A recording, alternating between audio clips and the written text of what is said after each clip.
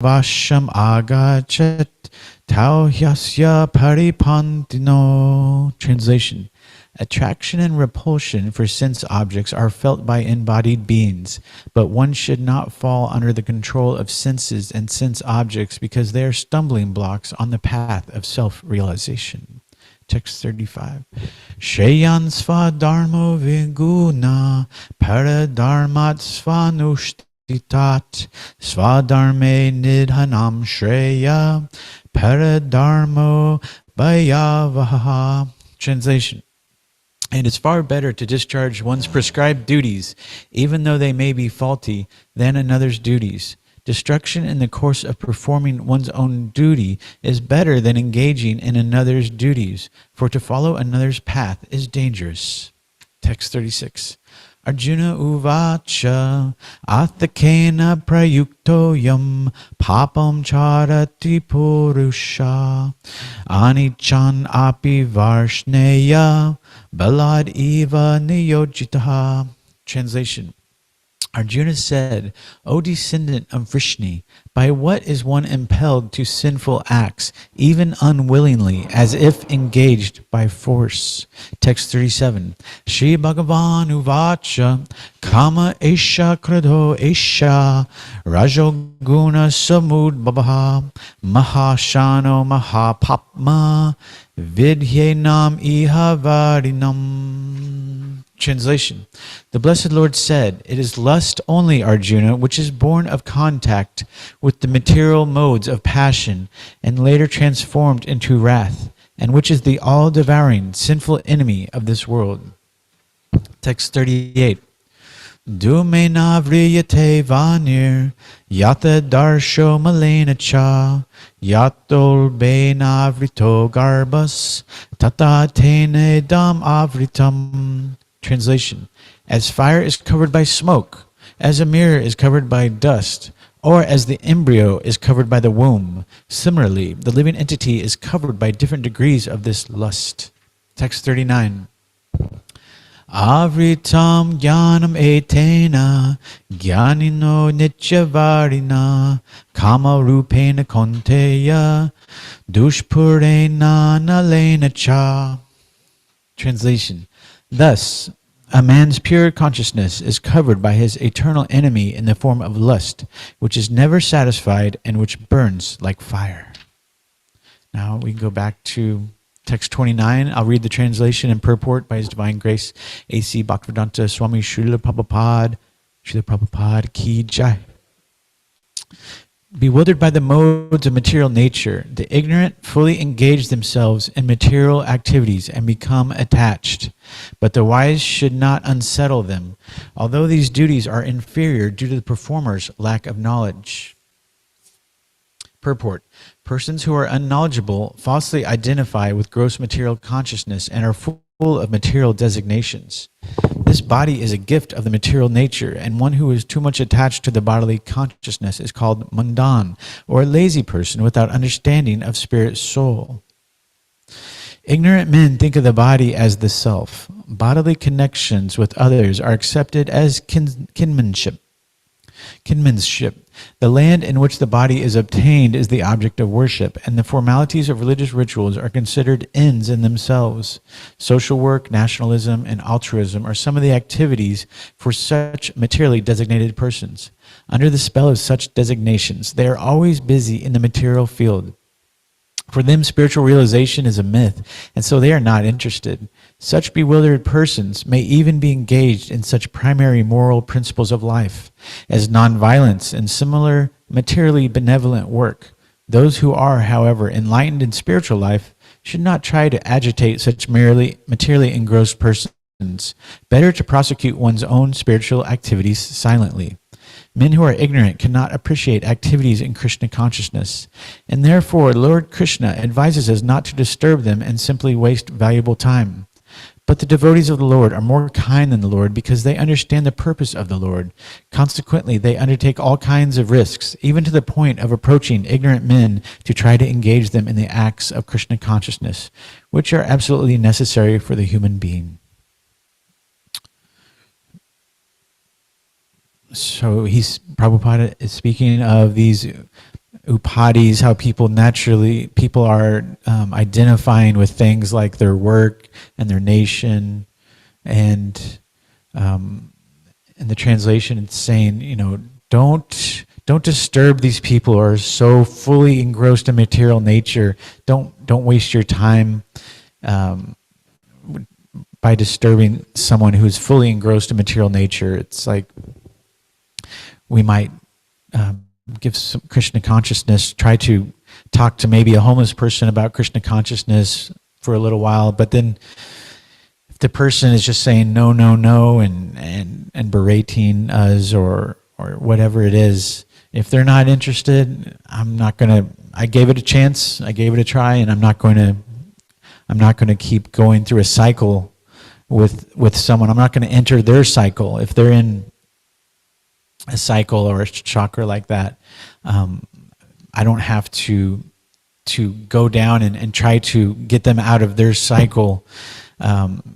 My own being fixed myself is more important than trying to spend years and years trying to help someone that is beyond help.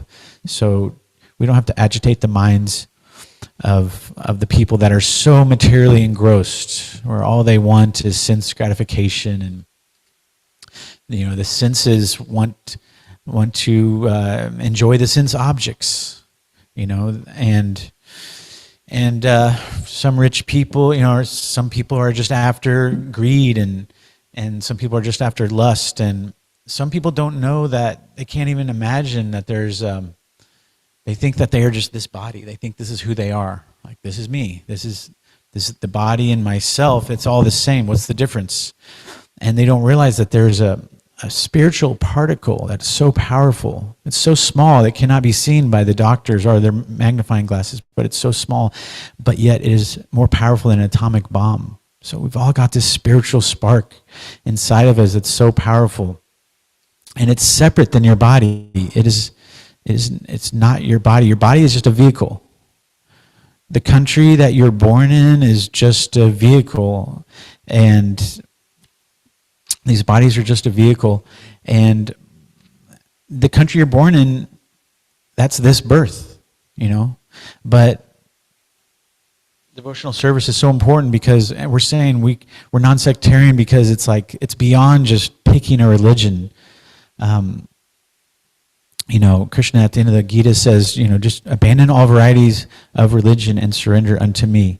Because if we have to take multiple births, then why identify with one, like I'm Christian, I'm Muslim, I'm Jewish?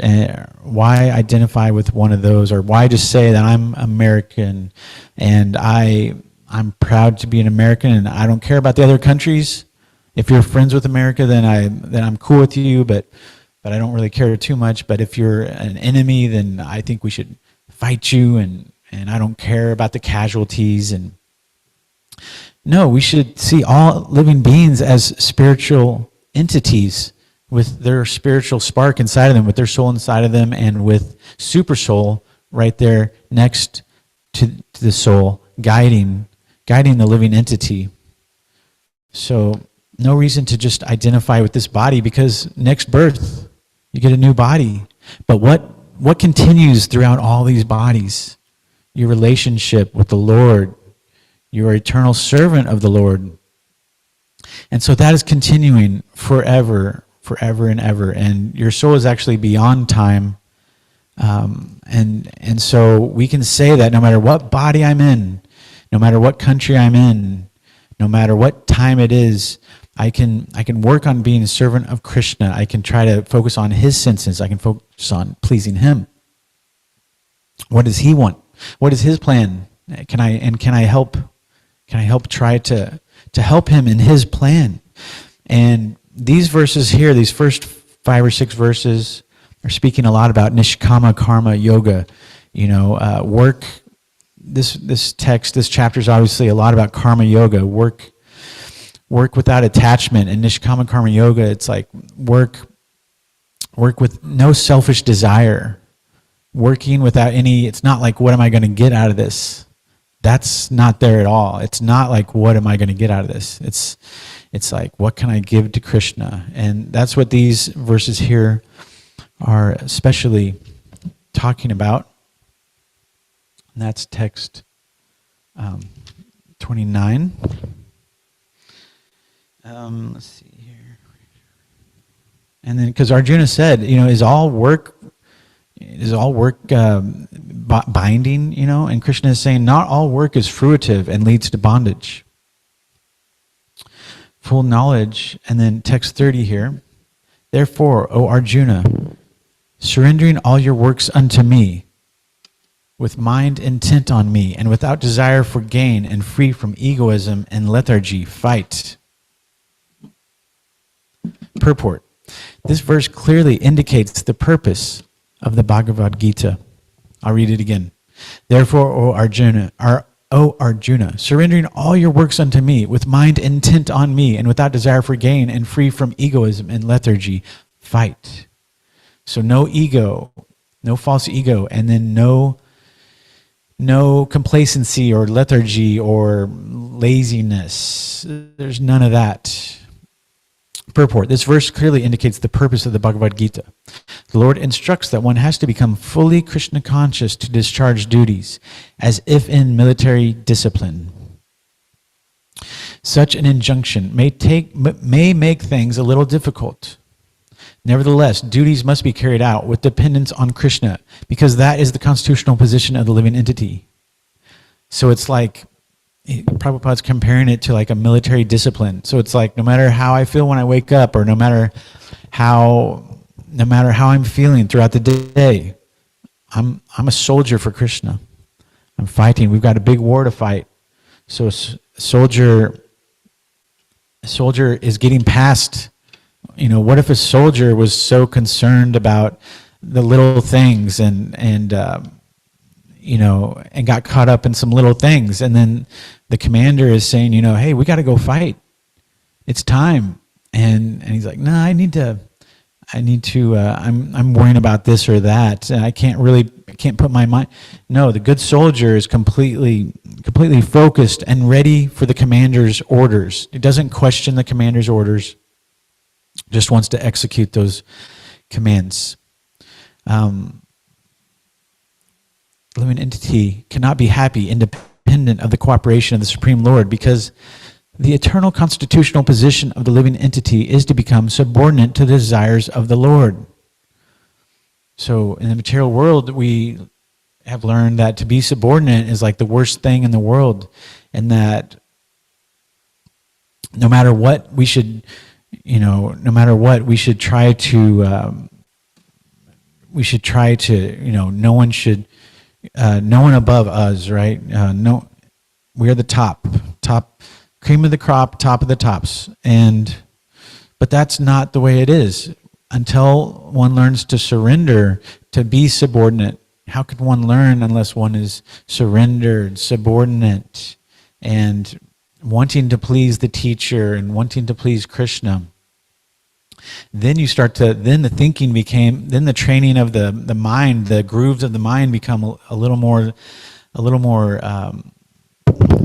beneficial, because it's a total paradigm shift, serving the Lord, and then one starts to get realizations about how to do that, and starts to get in tune with the teacher. Because it's not just that the teacher is teaching a few things and then you learn those things and then that's it. It's like the teacher is actually revealing some things through the teaching.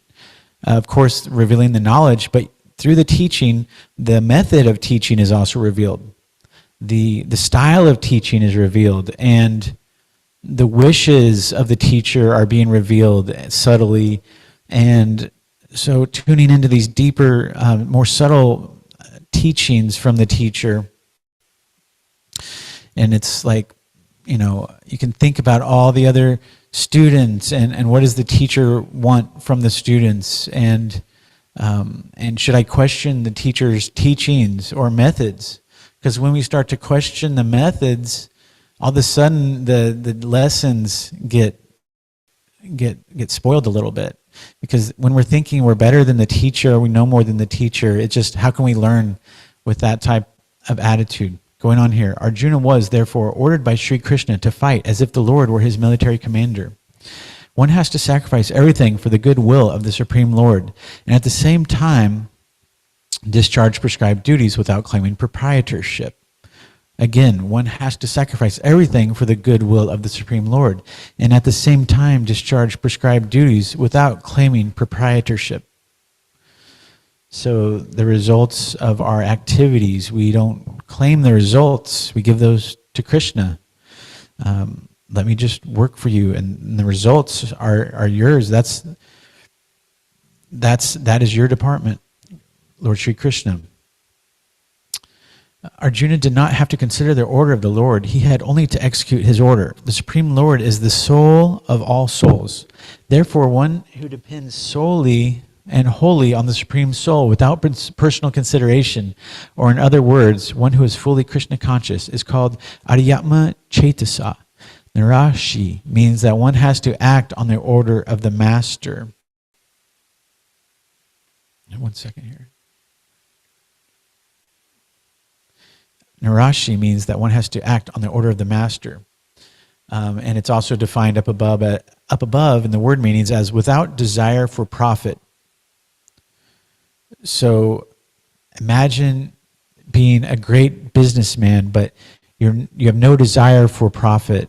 You just love the work, and you just love pleasing Krishna. And you say, Krishna, if you want me to make lots of profit, that is fine. But if you wish me not to make a farthing, then I'm also okay with that. I just want to work. I just want to assist in your plan. Nor should one ever expect fruitive results. Fruitive results. The cashier may count millions of dollars for his employer, but he does not claim a cent for himself. Similarly, one has to realize that nothing in the world belongs to any individual person, but that everything belongs to the Supreme Lord. Everything.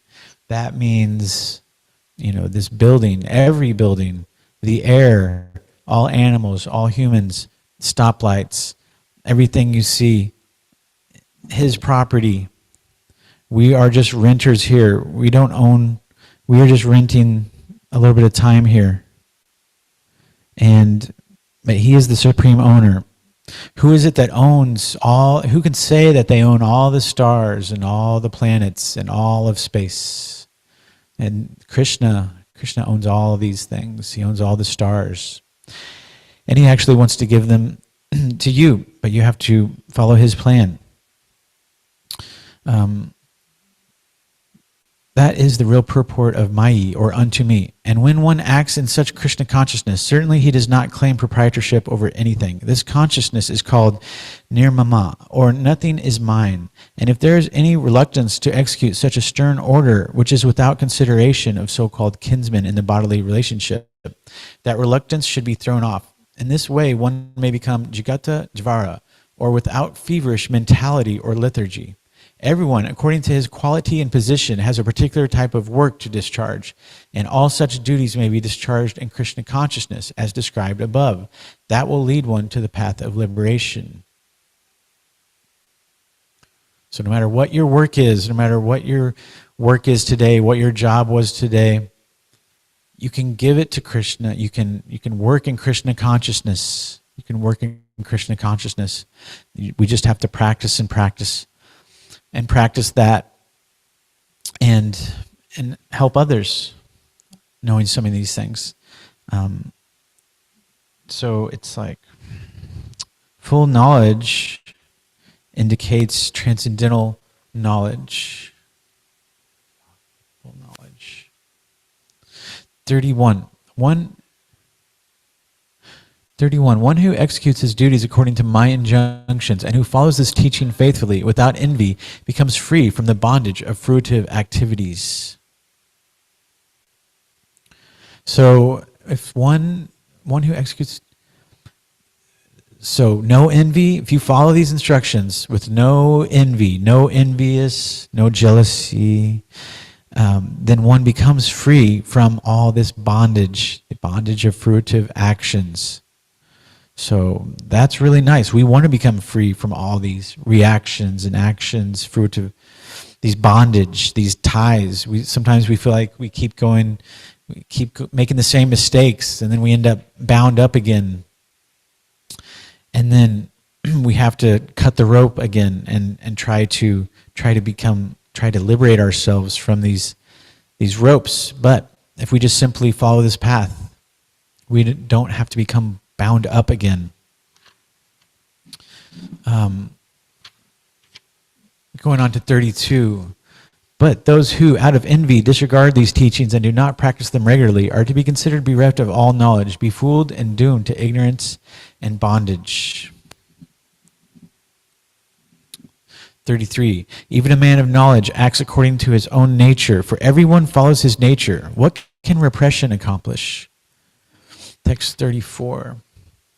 Translation. Attraction and repulsion for sense objects are felt by embodied beings, but one should not fall under the control of senses and sense objects because they are stumbling blocks on the path of self-realization. So if we don't have control over our senses, then it's very dangerous. We're in a precarious situation, because these can be stumbling blocks on the path of self-realization. That means what we hear, what we see, what we touch, what we smell, what we taste, all these things are very important, because we need to have our intelligence controlling the mind, and then the mind can control the senses like that. According to and it is said, according to the dictates of the modes of nature, goodness, passion, and ignorance. The conditioned living entity does whatever his mind suggests. So everyone under the control of the modes of nature, and they're doing basically whatever their mind suggests.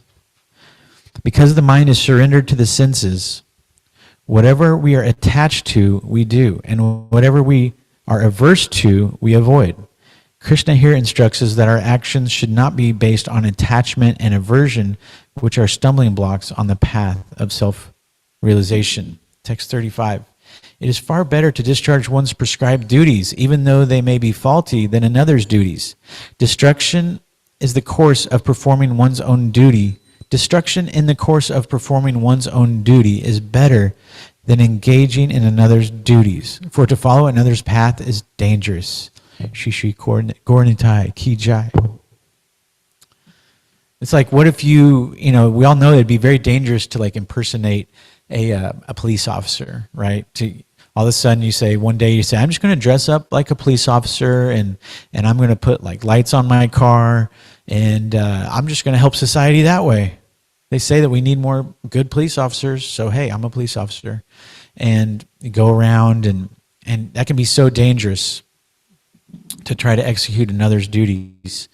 In Srimad Bhagavatam 7:15-12, there's a text. There are 5 branches of irreligion, appropriately known as irreligion, Vidharma. Number 1, irreligion, Vidharma. Number 2, religious principles for which one is unfit, Paradharma. Pretentious religion, Abhasa. Analogical religion, Upadharma. And cheating religion, Chaladharma. One who is aware of real religious life must abandon these 5 as irreligious. So there are 5 branches of irreligion. 36. Arjuna said, O descendant of Vrishni, by what is one impelled to sinful acts, even unwillingly, as if engaged by force? Sometimes we feel like we don't have control, that we are being almost a puppet on a string. We're being engaged by force. Text 37. Here's where Krishna reveals the answer. The Blessed Lord said, it is lust only, Arjuna, which is born of contact with the material modes of passion and later transformed into wrath, and which is all-devouring, sinful enemy of this world. So it is lust that is the real problem, and we're not just talking like sexual lust. We're talking, I had a definition here.